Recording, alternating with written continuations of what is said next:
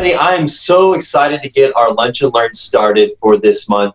Our Lunch and Learn is all about how can we tell innovative stories in our mentoring relationships, and why is that important? Because, well, I'll tell you why it's important. When we tell stories, it helps us engage with other people, whether it be our people within our companies or with our mentors in our mentoring relationships. Stories are critical to allowing information to stick. We have an awesome guest here to talk about innovation storytelling.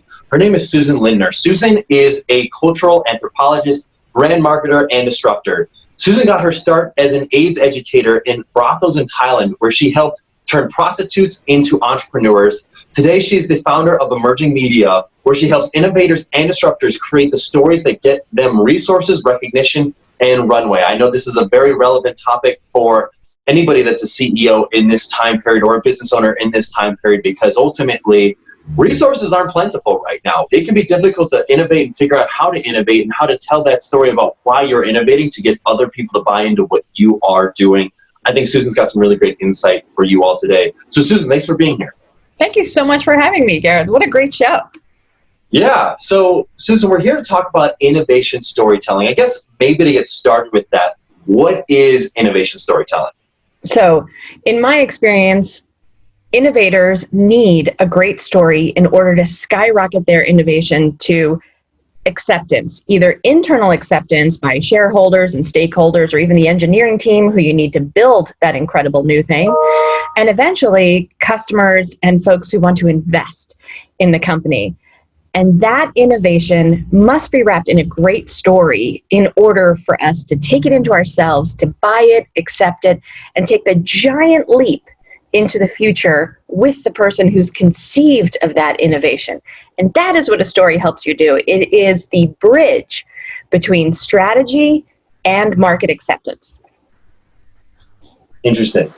So it's the bridge between strategy and market acceptance. Yeah. I mean, as a business owner, I might be thinking, and as a business owner myself, I might be, thinking to myself, maybe the only innovations that have come out of my company were ideas that I created, that I manifested. I guess, is that kind of in line with what you're saying? Or are you kind of also suggesting other ways that my team can also help me innovate as well? And I think also there's two parts to this question. Are there ways that my team can help me innovate as well? But also, if I've been in in my own mind, my own BS that I'm putting out there, that a non-innovative industry, is it still possible to innovate? Well, let's take a step back. If you're an entrepreneur, right, you're the CEO, you're the founder of the company, you have to ask yourself a very pivotal question, which is, why did I start this business to begin with? And I have news for all of your listeners. It's not money. It may very well be that you wanted to put food on the table, and that pressing need was part of your desire to start the company, but not the reason you decided to start your company. For whatever reason, this business gets you out of bed every morning, puts a smile on your face, hopefully, and allows you to go to work and inspire other people to execute on your dream. Now, you could be selling, radiator parts for all I know, and maybe radiator parts isn't the thing that gets you really passionate and excited every morning, but maybe it's connecting with customers. Maybe it's the engineering of it, those little itty bitty pieces that are so exciting to understand how the machine works. Or maybe it's the drive to put 1,000 new cars on the road and solving a really big problem for another company. But it's your job as an entrepreneur, as the head of a company, to figure out what is that thing that gets you excited every morning, because chances are it's also acting like a magnet to pick up on the impulses and the inspiration of the other people who you hire. The greater you are at articulating your purpose, your cause, your belief, that thing that gets you up every morning, more and more people are going to join you when you tell them what that is. And number two, they're going to harness all of their passion to not only execute on your ideas, but bring more innovation to bear, bring more ideas to the table to support you, things that you haven't even conceived of. So it's incredibly critical to be able to articulate what you believe in. Ask yourself that question: what do I believe is the future of this business? What do I believe is the future of this industry? What do I believe is the main thing we are doing to help the people who actually put the money in our pocket every day? What do I believe? And founders sometimes we're so busy executing that we forget to ask ourselves that question, because it is the thing that draws all of us to us. And frankly, it is the foundation of the story you're going to begin to tell. It's really interesting. I feel like I've seen this a lot with other business owners. It's almost like this fear of sounding like a narcissist, because it's like, well, if it's a story that gets me up to like work every day and excited to work, is it realistic for me to expect that from other people? And maybe, and I've definitely seen this with other business owners, if they do things that in the minds of other people don't think that they're sexy, they let that conditioning influence themselves and their own thinking. Like, hey, we sell radiator parts, we come to work, we get our job done, we go home. And it's like, if that's a story you tell yourself, your likelihood of actually inspiring somebody to stay longer at your company, work for maybe a salary that is not as competitive as of what they could make somewhere else, or just ultimately get them to sell to different markets and help you expand what you're doing. It's going to be, I would imagine, very difficult to inspire people to do that if you tell yourself a story for why what you're doing isn't that impactful. Right. Am I kind of touching on something there?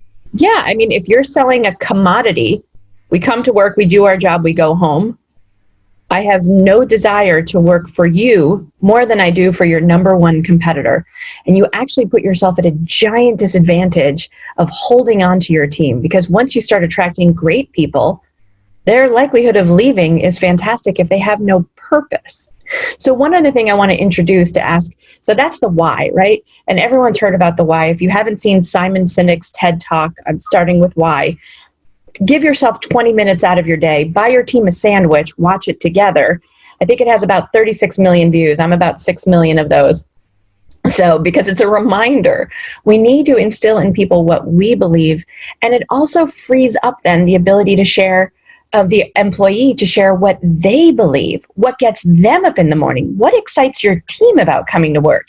If you're excited about the engineering, but your team is really excited about helping more people, how much more powerful is your story when you combine both of those? We love great engineering, we love helping our customers. Wow.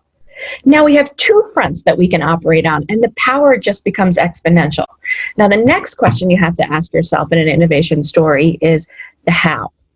How do I decide to make things? How do I decide to operate in the world? How did I decide to build this thing? And so maybe it's great processes, maybe it's great customer service. But if I'm Steve Jobs, I'm answering the question, I make products that are beautifully designed and easy to use. How many of Apple's competitors can say that? Does Dell make products that are beautifully designed and easy to use? I mean, yeah, potentially. Maybe. Yeah. Or maybe they're really easy to get at a third of the price.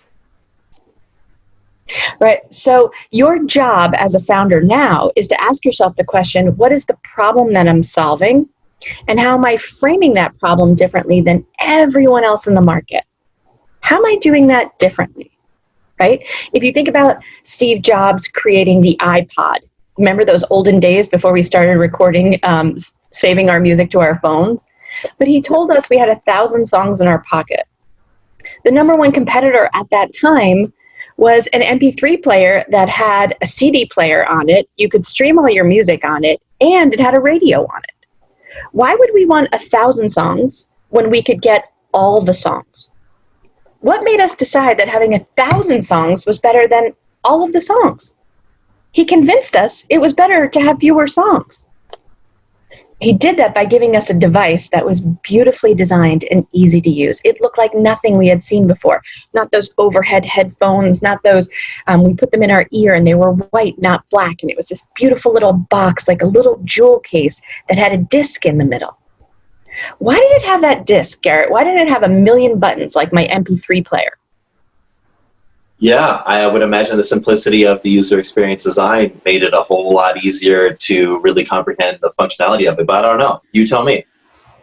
Well, what did Steve Jobs wear every day? Black turtleneck. Yeah. And do you know why that was? I don't. He hated the inefficiency of buttoning buttons. Hated it. And so He wore a turtleneck every day, A, to eliminate one decision he had to make every day, which was what to wear.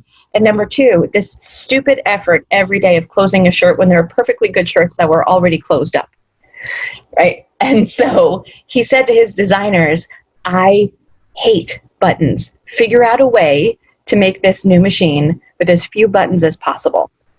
And from that arose, right, the click wheel. Yeah. So when you think that your DNA, founders, is not on everything that you touch, your purpose, your cause, your belief, the things you believe, the things you love and hate, your passions and the things that you despise, they are all over your business, whether you like it or not.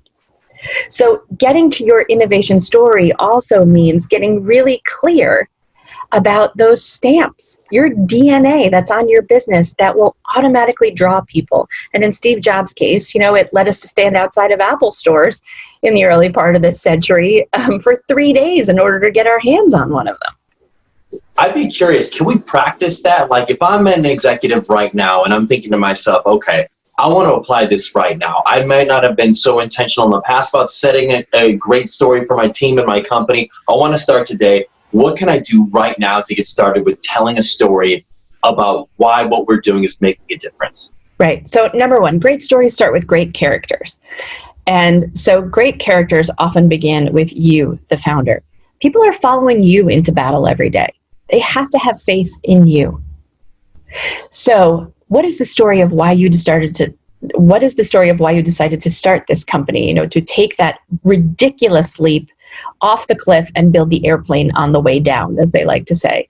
So what prompted you? Like, stop and reflect for a minute. I remember Mike Bloomberg saying there were 2 words that prompted me to start my business. And it was, you're fired.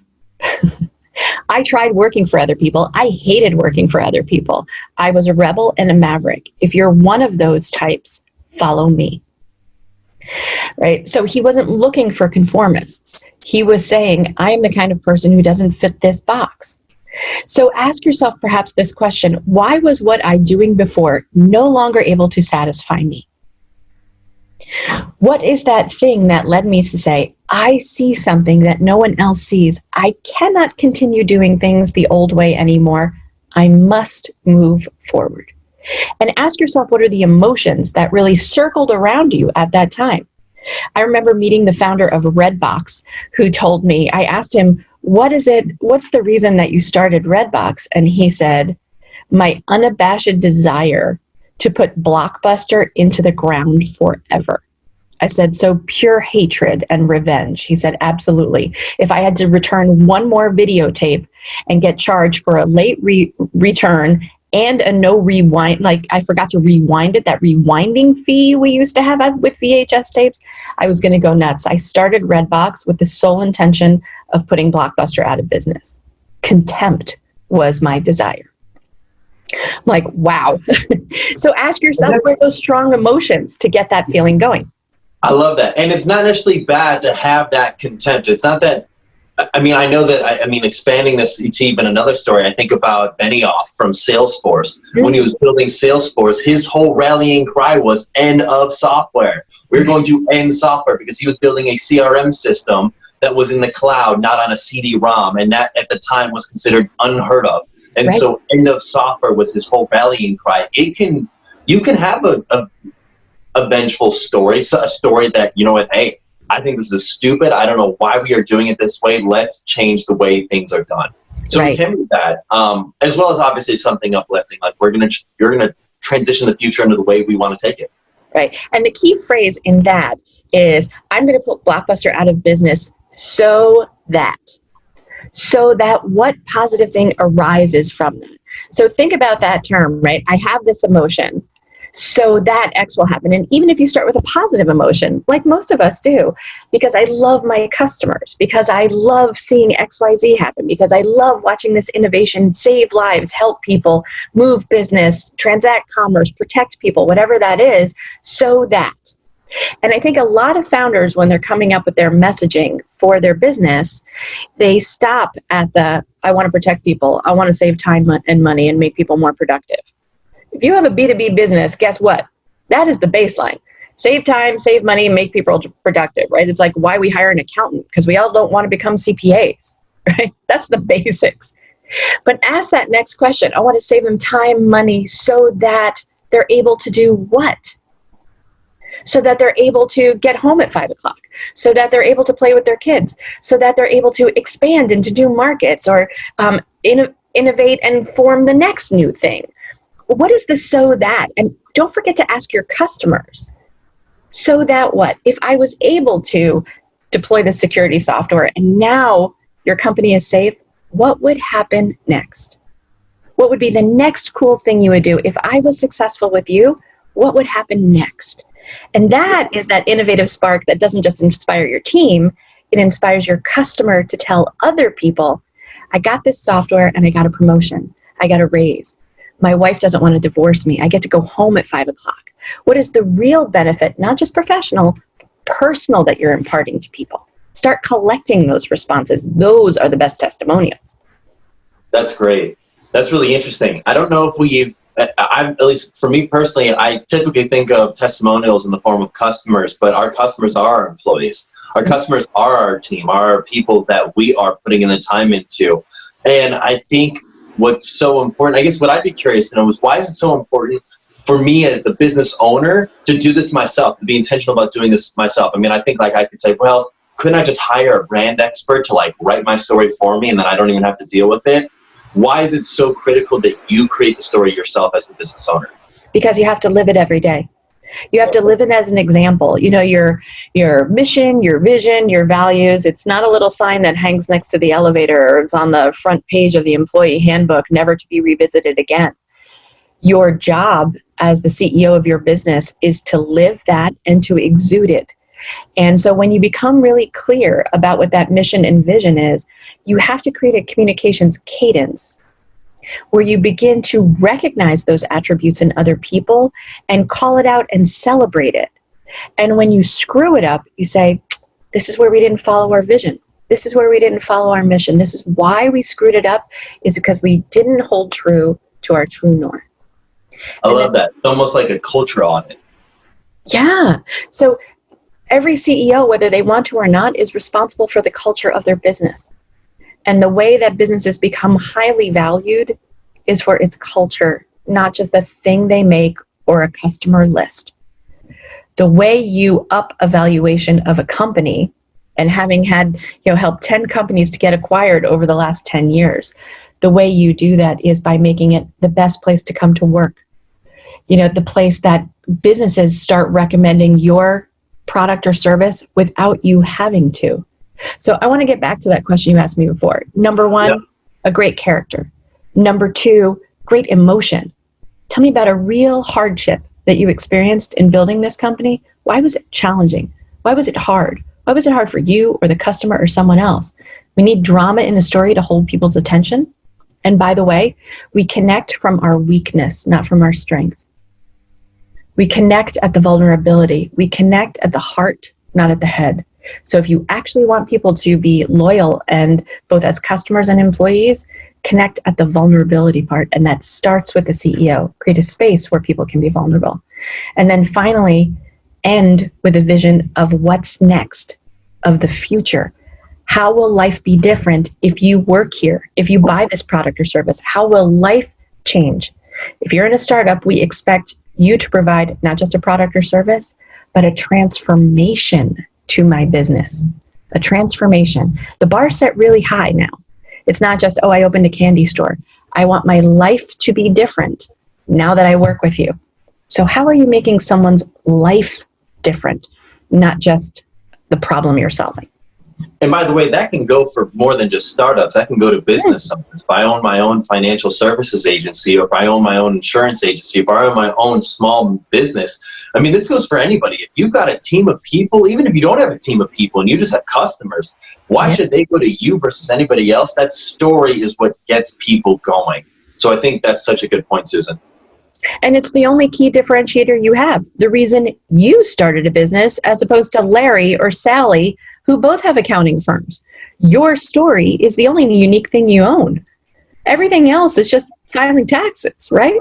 I mean, Your story is the only thing that will set you apart. It is your key differentiator, and you own it, and you can reinvent it as often as you like. I love that. Now let's talk about mentorship, because we're all in these executive mentoring relationships right now. We're meeting with other CEOs, we're meeting with other business owners. How can storytelling play a role with meeting with these other business owners? How can we implement storytelling, innovation storytelling, so then we are ultimately building stronger mentor bonds with the mentor that we're paired with? Yes.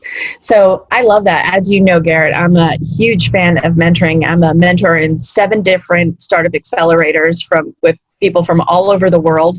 I just, in this time of COVID, just started volunteering with another startup entrepreneurial group to help small businesses of color be matched with mentors and volunteers to help them with their opportunities. Or challenges, really, at the moment. So step 1, almost all the information we as humans share with one another is through story. So tell me about your business. So tell me about the challenges you're facing.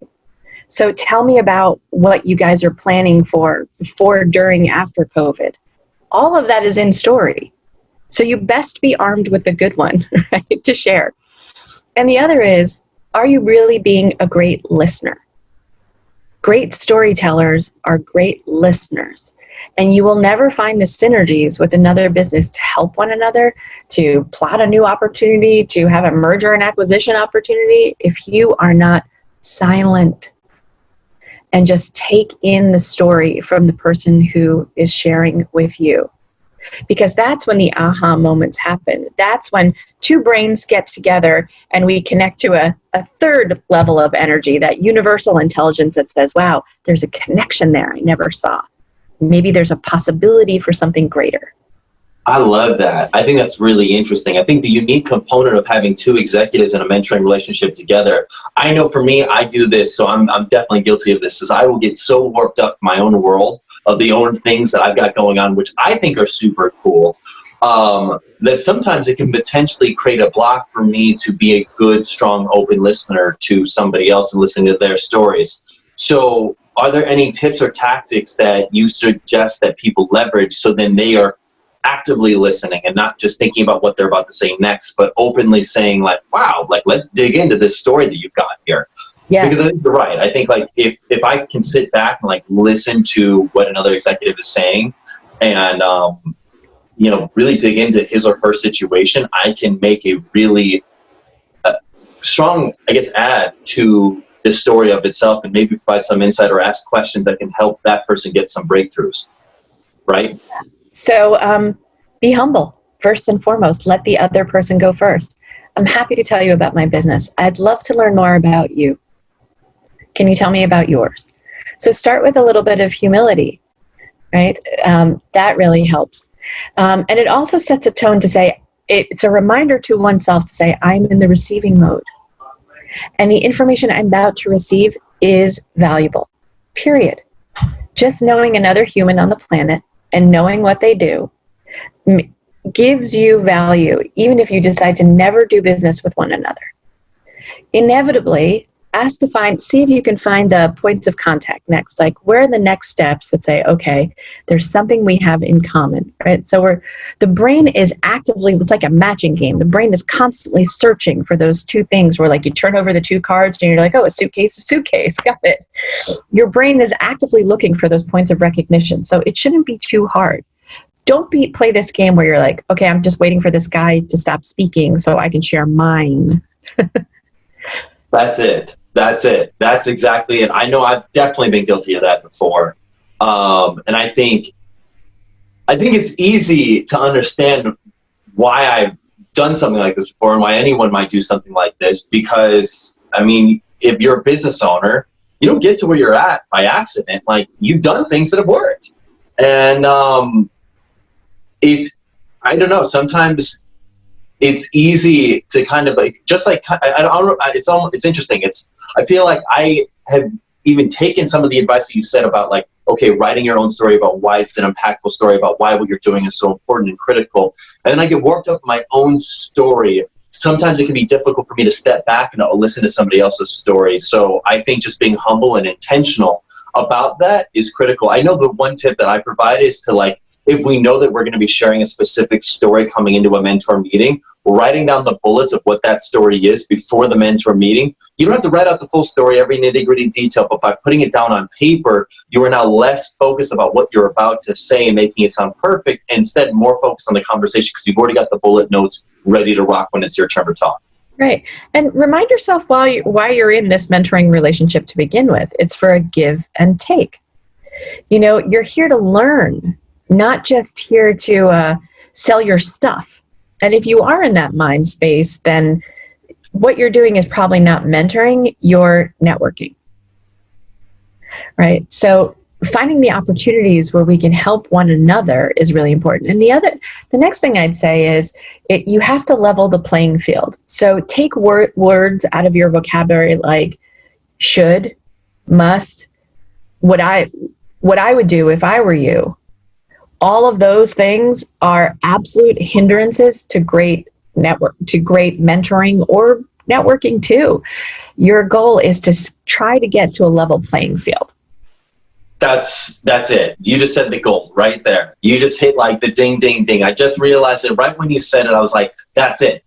Don't ever say, if I were you, this is how I would do it. That's ultimately, it's creating a wedge between you and your mentor. And I think it's such a natural thing to do. And it's such a natural thing to say. And I think about it, I just did it yesterday in a mentoring conversation where I literally said, if I were you, I would do this. And I caught myself because that is not what to say. The best way to do it is to ask questions about how you can further understand it. So be intentional. If you're taking anything out of this, be intentional about telling it stories that are engaging people, but also when you're hearing someone else's story, that you're asking questions, not sharing how you would do it if you were in their shoes.